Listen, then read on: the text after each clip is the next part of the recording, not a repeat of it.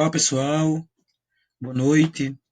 Eu sou o professor Ícaro Mendonça, sou um dos professores do curso de Educação Física na Facene, Mossoró, e por orientação da instituição, né, eu juntamente com os outros professores, nós estamos desenvolvendo videoaulas para que vocês, alunos, não fiquem em prejuízo, não percam o conteúdo programado e planejado para as disciplinas do semestre 2020.1. Como é de conhecimento de todos, né, as aulas elas estão paralisadas em virtude da pandemia do novo coronavírus, e essas videoaulas elas vêm para que vocês possam ter acesso a esse conteúdo numa plataforma. A partir desse conteúdo vocês possam responder questões, o conteúdo principalmente teórico ser ministrado para vocês. Então, durante essa videoaula vocês irão ouvir apenas a minha voz durante a videoaula, mas é importante que vocês levem em consideração não só o que eu estarei lendo a nível de tópico, mas o que eu também estarei complementando na minha narrativa durante a videoaula. Essa videoaula de hoje ela é direcionada à disciplina de crescimento e desenvolvimento humano, e como vocês já devem estar habituados, né, eu costumo colocar no início das aulas, disponibilizar no início das aulas algumas informações relativas à aula especificamente. E nessa primeira videoaula, que ela está representando nossa terceira aula teórica, nós iremos ver os domínios que compõem o desenvolvimento humano.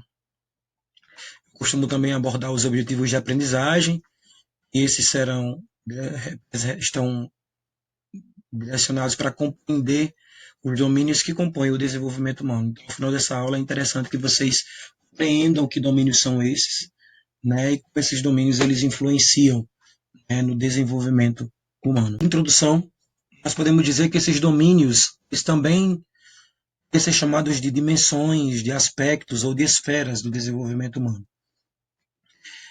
É interessante perceber que esses domínios eles vêm sendo investigados, né, por diversas áreas acadêmico-científicas, como anatomia, fisiologia, biologia, ecologia, sociologia, antropologia, entre outras.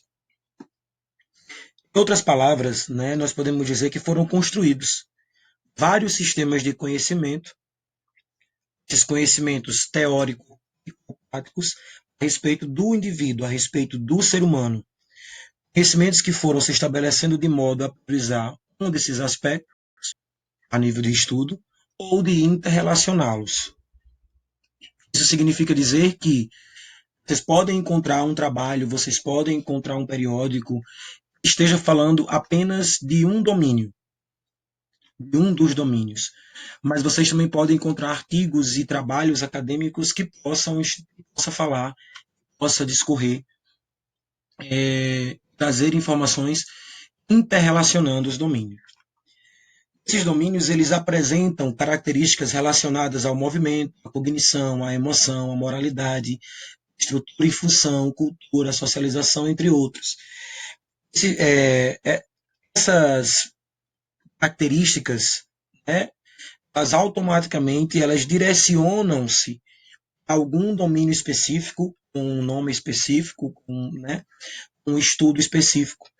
Isso é importante também dizer que esses domínios eles também podem estar associados à parte biológica, à parte educacional, enfim.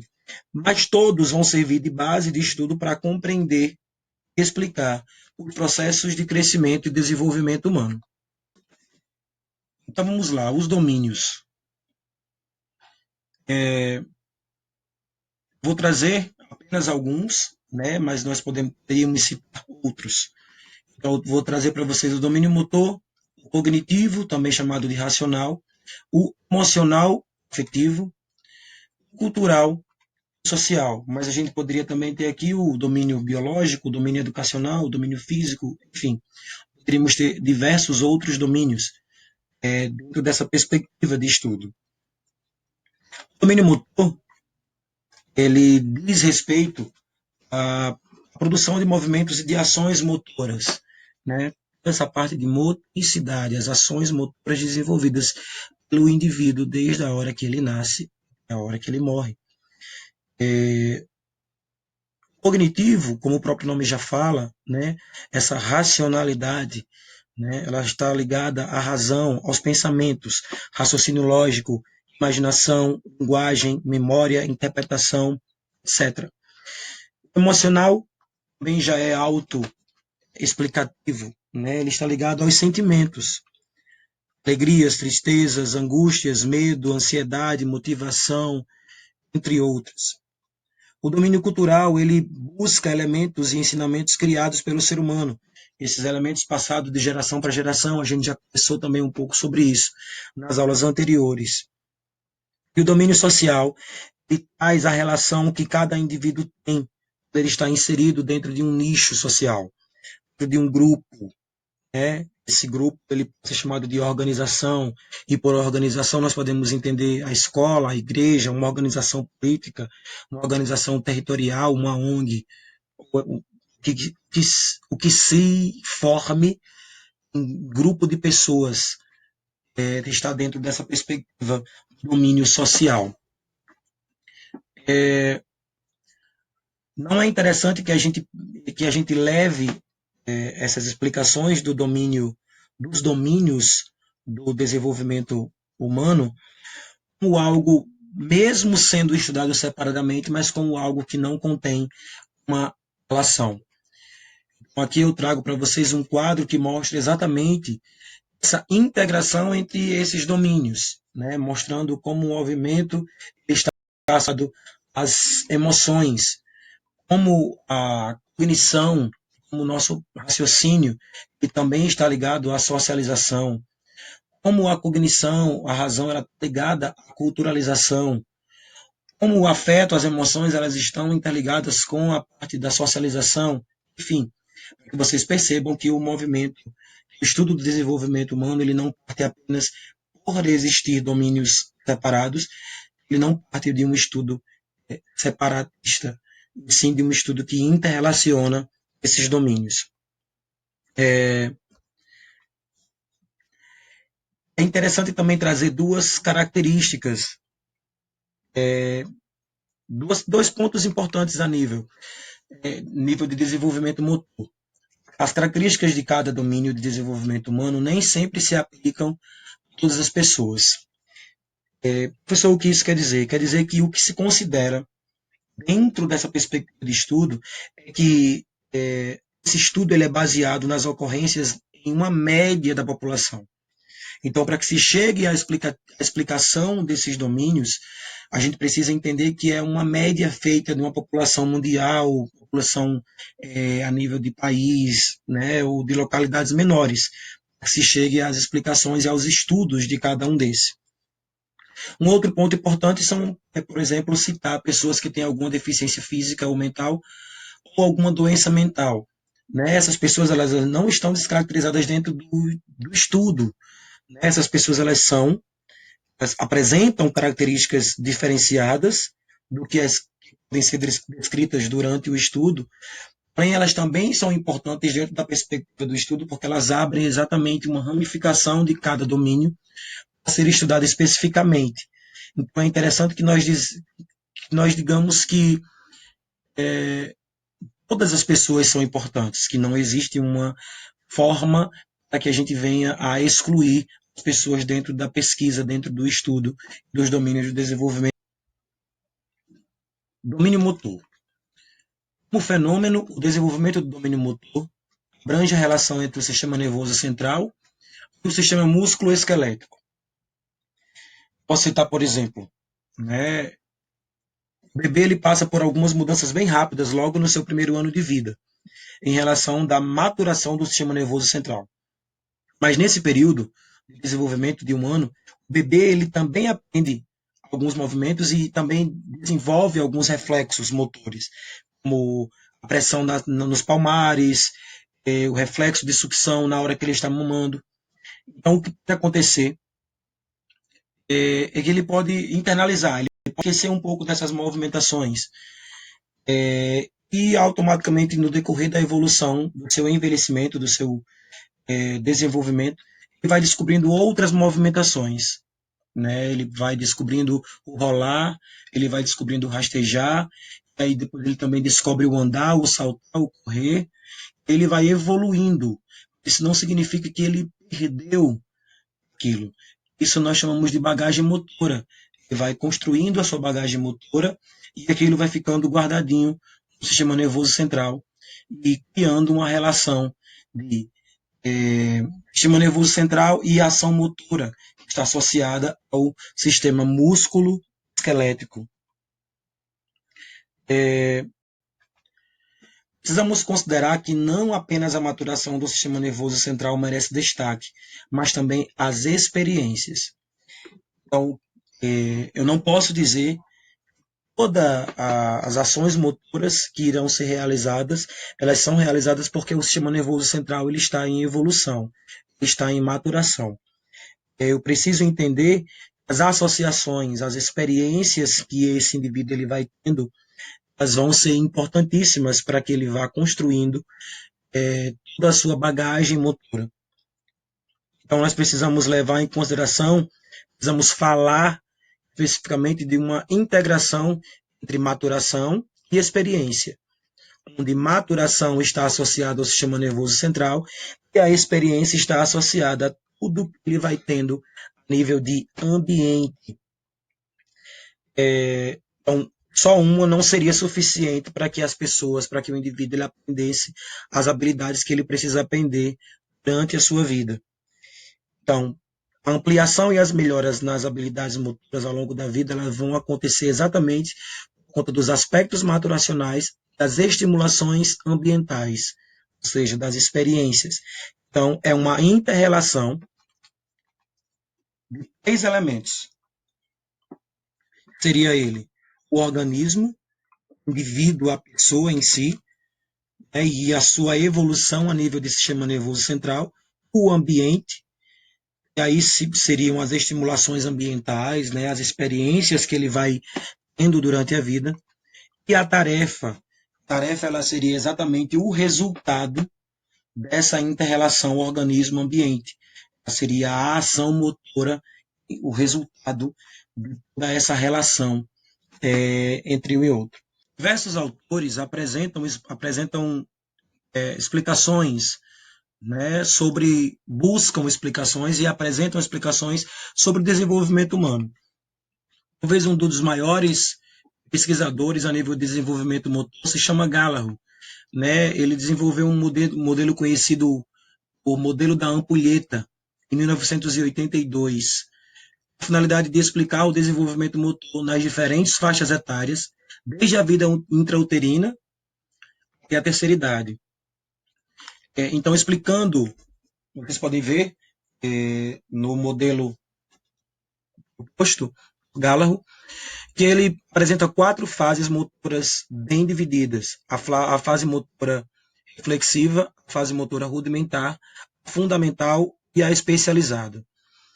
Todas essas fases elas apresentam faixas etárias aproximadas de desenvolvimento e apresentam também os estágios de desenvolvimento motor de cada uma delas. Então, na fase motora reflexiva, nós temos 2 subdivisões. Uma que vai do período em que o bebê está no útero até os 4 meses de idade, chamada de estágios de codificação de informações, quando ele começa a receber as primeiras informações internas, genéticas, e externas, né, nesses 4 primeiros meses de vida. E a segunda subdivisão vai dos 4 meses a 1 ano, que é o estágio de decodificação de informações. É o momento onde ele começa a internalizar algumas informações, já que o sistema nervoso central está amadurecendo, e ele começa a absorver e a identificar novas informações. Então, ele decodifica informações anteriores para poder absorver novas informações que irão vir.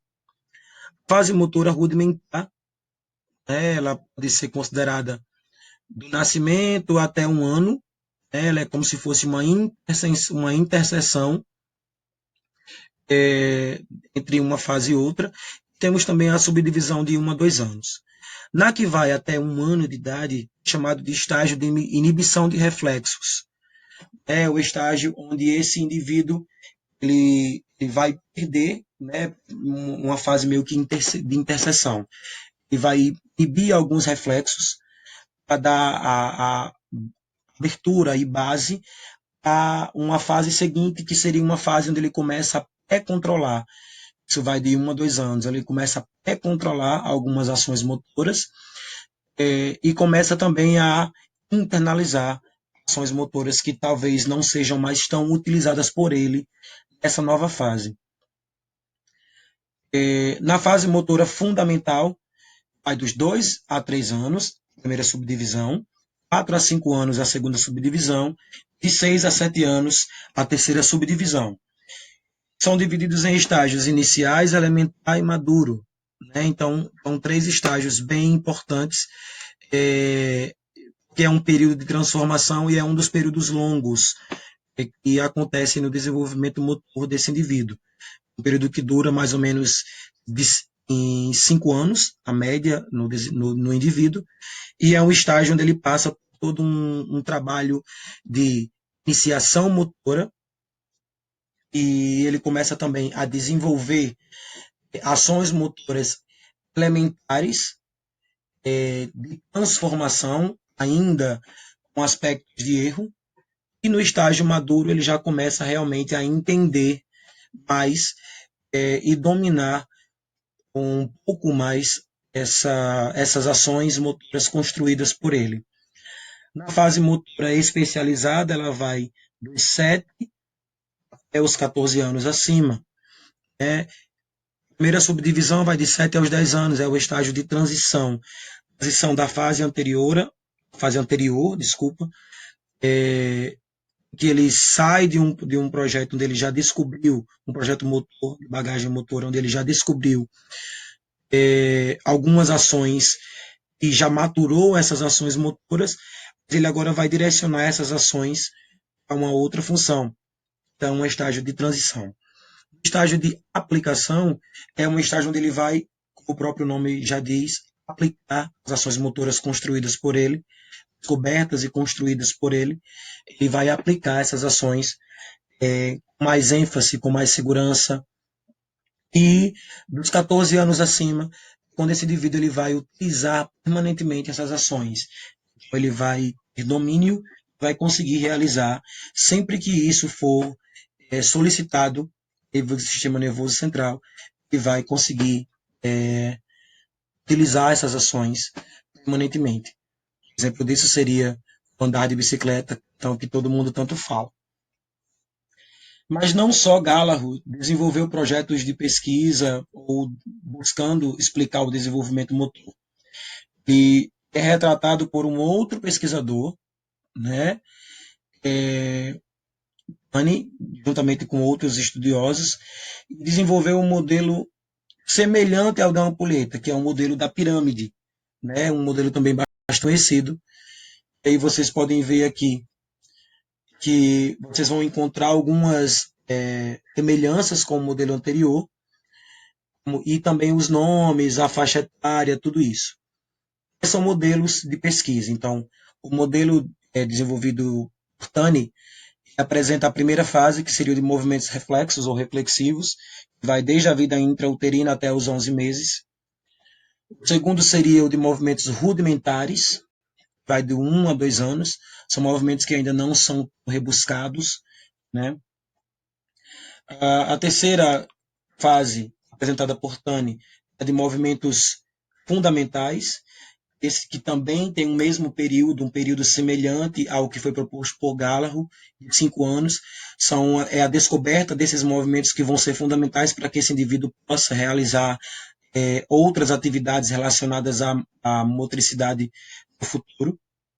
A quarta fase é a fase de combinação de movimentos fundamentais, se assemelha com a fase no modelo de Gallagher, proposto por Gallagher, né? Onde ele vai combinar esses elementos, onde ele vai utilizar os movimentos necessários, específicos, ele vai descobrir como utilizar esses movimentos e onde utilizá-los, né? E a fase dos movimentos determinados culturalmente, é quando ele já sabe como executar cada movimento, ele vai simplesmente acionar esses movimentos quando for necessário. Isso vai ser determinado culturalmente, porque vai ser determinado de acordo com o que esse indivíduo vai realizar em sua vida a partir dos 12 anos, a nível de esporte, a nível de atividade física, enfim, a nível de estudo. Então, esses movimentos, a última fase, ela está direcionada exatamente relacionando o indivíduo com o que ele vai fazer posteriormente em sua vida.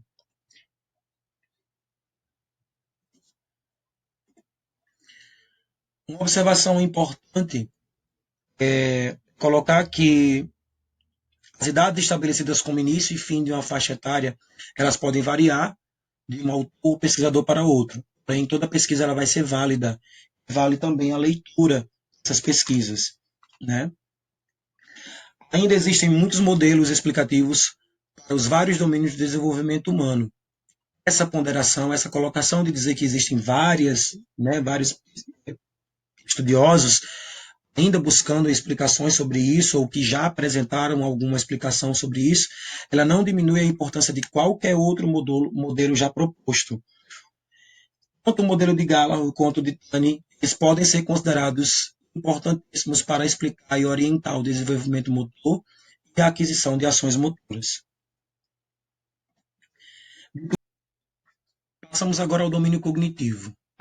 O desenvolvimento cognitivo ele abrange as operações mentais como o raciocínio lógico, ligado à parte da racional, razão, linguagem, né, que é a identificação, produção, reprodução de símbolos que vão permitir que esse indivíduo ele se comunique, memória, o planejamento de ação, a realização de operações matemáticas, entre outros processos de organização do pensamento.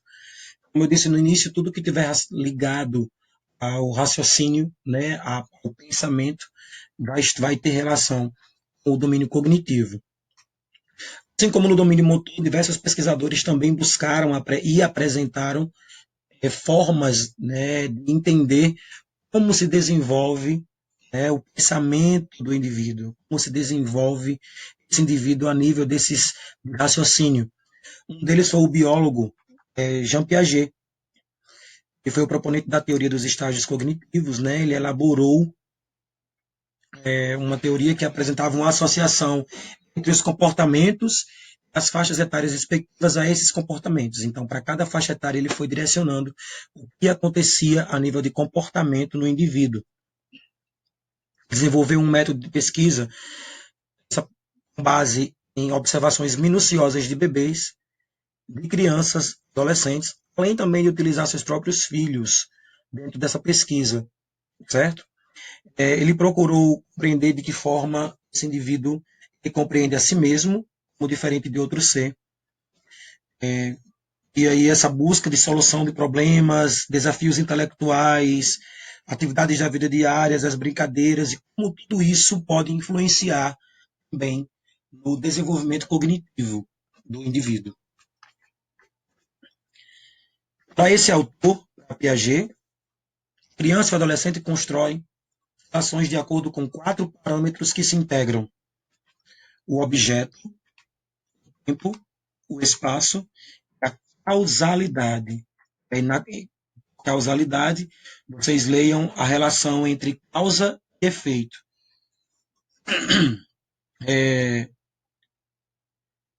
Então, ele estabeleceu que cada estágio desenvolve-se um modo de pensar, de responder aos estímulos do ambiente. Então, na hora que ele diz que esses 4 parâmetros eles se integram, porque o objeto ele também pode, o objeto ele seria o indivíduo em si, o tempo é o período em que esse indivíduo ele está dentro do processo de desenvolvimento, que faixa etária é essa, o espaço seria onde ele está inserido e como essa inserção nesse espaço pode influenciar, e a causa e efeito seria essa relação do resultado desses objetos em si, né? A causalidade, o efeito que vai causar todas essas influências desses três outros parâmetros. Então, ele apresenta os estágios cognitivos da seguinte forma: sensório motor, operatório, de operações concretas e operações formais. O sensório motor vai do nascimento até os 2 anos de idade, o pré-operatório vai dos 2 até os 6, 7 anos, o de operações concretas ele abrange dos 6, 7 anos até os 11, 12 anos, e o de operações formais vai dos 12 anos em diante. É interessante dizer que cada estágio é baseado no anterior e vai construindo bases para o seguinte. A ordem dos estágios ela é invariável para todas as pessoas, mas os momentos de transição, a idade, pode ter algum pouco de variação. Por isso que vocês percebem que aí no pré-operatório e no de operações concretas tem essa barra, porque pode acontecer essas variações. O sensório motor, nesse período, ocorre o desenvolvimento de uma ação reflexiva e instintiva para uma função simbólica. Então, nesse período, ele começa a sair do que antes era muito reflexivo, instintivo ainda, sem entender os estímulos que ele vai recebendo, até um momento onde ele já começa a criar simbolismos para relacionar algumas ações, alguns pensamentos ou algumas atitudes que ele vai tendo. Então, a criança, nesse período, ela vai construir e perceber o mundo da coordenação de experiências sensoriais e ações físicas. Né? Vai ser uma relação que vai acontecer nesse período. No período pré-operatório, ela começa a representar o mundo com suas próprias palavras e imagens. Então, é muito comum nesse período a criança ela começa a perceber cores, a identificar e encaixar formas específicas, o círculo, o triângulo, o quadrado. Né? Esse simbolismo ele vai começando a existir a essa criança. Tudo isso vai sendo também através de pistas fornecidas pelas ligações sensoriais e físicas que essa criança ela vai tendo nesse período. Né? Ela vai se amadurecendo durante esse período. No período de operações concretas, ela vai apresentar um pensamento lógico. Né? Interessante dizer que no período pré-operatório vão existir muitas perguntas. Também, voltando um pouco, no período operatório vão existir muitas perguntas, muitos questionamentos. Mãe, por quê? Por que, que é azul? Por que, que é verde? Né? Por que mãe? Por que pai? Então, essas perguntas elas vão ser importantes para a construção, para o que ele vai chegar no de operações concretas. Ela já vai começar a apresentar um pensamento lógico a respeito dos acontecimentos que ela vai identificando, e ela vai começar também a iniciar a classificação de algumas categorias. Ela vai começar a classificar o que é certo, o que é errado. Esse é o momento onde os nichos sociais eles também começam a existir com mais força, né? Então esses grupos começam a ser mais vistos e automaticamente esse grupo ela vai estar inserido vai influenciar nos seus pensamentos, nessa maturação que está acontecendo nessa fase. O período das operações formais ele vai dos 12 anos acima. Então, esse é um período onde o adolescente ele já manifesta um pensamento lógico e coerente, correto do que ele quer, do que ele acredita. Isso dentro da pesquisa de Jean Piaget. Então, ele também pode apresentar alguns aspectos abstratos e idealísticos, onde ele vai começando a visualizar como ele acredita que as coisas podem ser. Então, é um período bem bastante importante para influenciar na parte de estudos e de ensinamentos, porque esse período vai ser importante para isso. É importante salientar que, além de Piaget, há outros autores bastante importantes no que se refere ao estudo do desenvolvimento humano. Vygotsky realça a importância do contexto social e histórico, desenvolvendo a sua teoria sociocultural, muito conhecida. Vallon, alguns anunciam, ou Wallon, reforça a importância do gesto e da representação. Ele também atribui uma fundamental importância ao desenvolvimento afetivo, como um somatório dessas três porções que esse indivíduo se desenvolva. Então, nós podemos dizer que diversos autores também apresentam estudos sobre acerca do desenvolvimento cognitivo, do domínio cognitivo. Domínio emocional. Emoções, muito comumente, regulam, afetam nossas atitudes e, desse modo, constituem aspectos fundamentais da nossa formação. Ao se expressar, é importante a gente colocar isso. O ser humano ele vai provocando ações comportamentais. Isso vão construindo, vão invocando alguns significados, vão se solidificando, que vão se formando nossa cognição. Estimula afinidades atitudinais frente ao que vai sendo recebido a essas demandas das situações que ele vai recebendo, vai fazendo com que ele identifique que emoção vai surgindo a partir de cada ação, a partir de cada intervenção que ele tem da sociedade, e vai fazendo com que ele se entenda e se veja melhor dentro de uma sociedade. Esse ponto, nós podemos dizer que o domínio emocional ele está ligado diretamente à personalidade. A personalidade ela refere-se ao conjunto de características psicológicas que tendem a ser instáveis em uma pessoa. Por exemplo, ser tímida ou extrovertida, agressiva ou pacífica e assim por diante.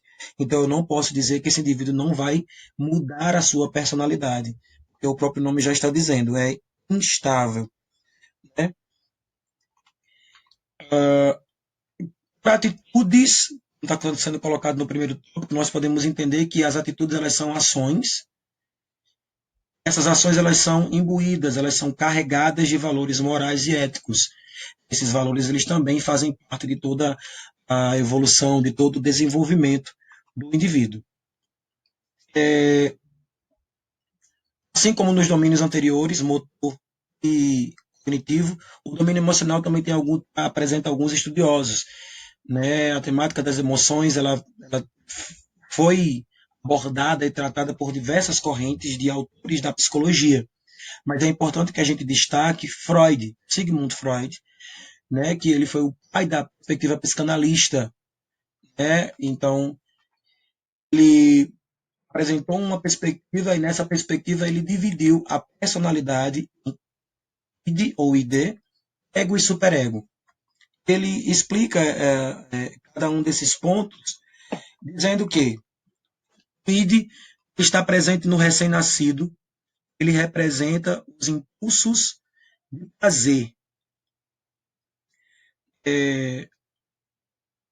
O ego que seria a razão, que se desenvolve gradualmente a partir do primeiro ano de vida, então vocês percebem que ele também apresenta uma parte, uma logística temporal dentro do seu estudo.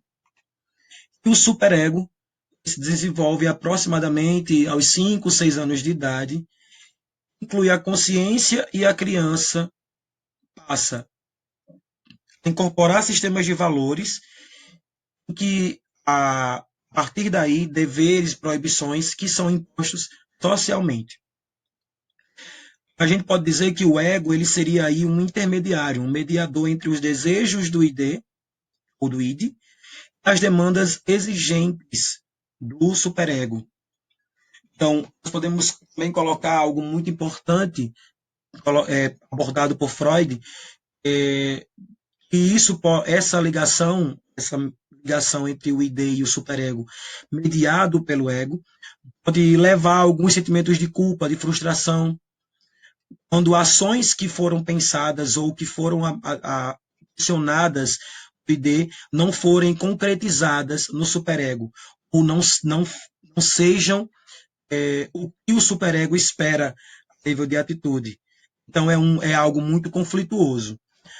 A teoria de Freud ela é muito complexa, né? Mas é importante saber que esse autor, com o seu estudo, o seu estudo ele trouxe uma importância muito grande para elaborar uma nova visão sobre o desenvolvimento humano, né? E acima de tudo, revolucionou também a questão do tratamento psiquiátrico, dando oportunidade para que o paciente ele pudesse ser ouvido. Então, ele apresenta mais ou menos essas perspectivas. Ainda né, dentro do desenvolvimento emocional, diversos profissionais foram encorajados pelo trabalho de Freud. Um deles é Erik Erikson, né, que trabalhou com Freud, né, e ele apresenta uma perspectiva e ampliou a partir dos estudos de Freud, ele ampliou seu campo de visão, e ele enfatizou a importância da sociedade, o desenvolvimento da personalidade. Então, ele trouxe isso para que as pessoas pudessem entender que essa influência, que a sociedade ela pode influenciar, sim, no desenvolvimento da personalidade do indivíduo. Essa teoria dele é chamada de teoria do desenvolvimento psicossocial. Essa teoria ela aborda características bem interessantes dos aspectos que acontecem. Apresenta uma perspectiva positiva, uma vertente positiva e uma vertente negativa, que vai desde o nascimento até a morte desse indivíduo. O que pode acontecer a nível de desenvolvimento psicossocial. Então, ele traz 8 fases dentro dessa distribuição, e essas fases elas são: a primeira seria a confiança e a desconfiança, está ali até 1 ano de idade; autonomia, vergonha versus a vergonha e dúvida, que vai do 2º e 3º ano de idade; iniciativa versus culpa, que aborda o 4º e o 5º ano; construtividade versus a inferioridade, que vai dos 6 aos 11 anos; identidade versus confusão, difusão, que vai dos 12 aos 18 anos; intimidade versus isolamento, que aí é o jovem adulto; produtividade versus estagnação, que está na meia-idade, ali mais ou menos nos 40 anos; e a integridade versus a desesperança, que chega na velhice. Então vocês percebem que o lado esquerdo, né, da coluna ele está associado com a vertente positiva e o lado direito associado com a vertente negativa em cada uma dessas fases. Dentro da pesquisa de Erik Erikson, é interessante colocar que ele aborda da parte de depressão, da parte de bullying que acontece, parte da vergonha sobre o gênero, né, acerca da genitália, ou dos pelos pubianos, ou de transformações que acontecem no próprio corpo e que podem ser vistas por terceiros.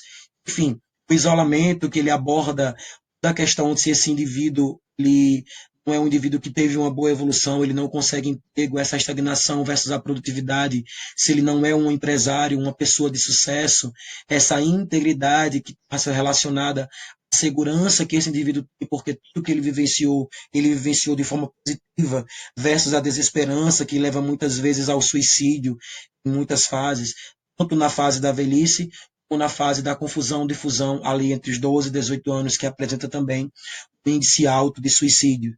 Então, o Erik Erikson ele apresenta uma perspectiva de estudo bem interessante, já advinda da perspectiva e do estudo abordado por Freud. E nós entramos na parte de domínio social e cultural. Também apresenta um grande pesquisador, foi Ernest Bosch, estudou com Piaget, e ele apresentou uma definição sobre cultura.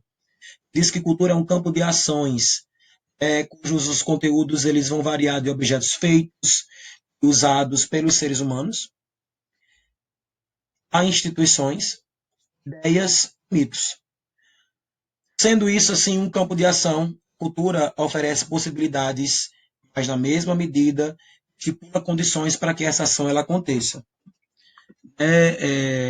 Prescreve, circunscreve metas que podem ser atingidas por certos meios, mas também estabelece limites a algumas ações. É interessante que a gente perceba que a cultura, como a própria imagem aborda, ela apresenta possibilidades e perspectivas diferentes, e isso pode ser ligado e associado ao país, à localidade, né? Então, isso vai variar muito de onde esse indivíduo ele está inserido. Automaticamente a cultura, essas ações, né, feitas pelos seres humanos, ela apresenta uma contextualização de ligação social, né? Então, por isso que esse domínio social e cultural, por isso que muitos autores apresentam que esse domínio social e cultural eles estão muito interligados, né? Porque a socialização dentro de uma cultura ela pode variar, mas ela também pode prescrever diversas ações iguais ou diferentes dentro do mesmo nicho cultural, do mesmo nicho social. Sociedades mais complexas, ela apresentam mais de um modo de produção, que apresenta agricultura, desenvolvimento industrial, bem como aquelas amplas relações comerciais, diferentes tipos de organização, apresentam mais de uma cultura, ou diferentes subculturas, que vão se somatizar, vão perfazer uma cultura maior.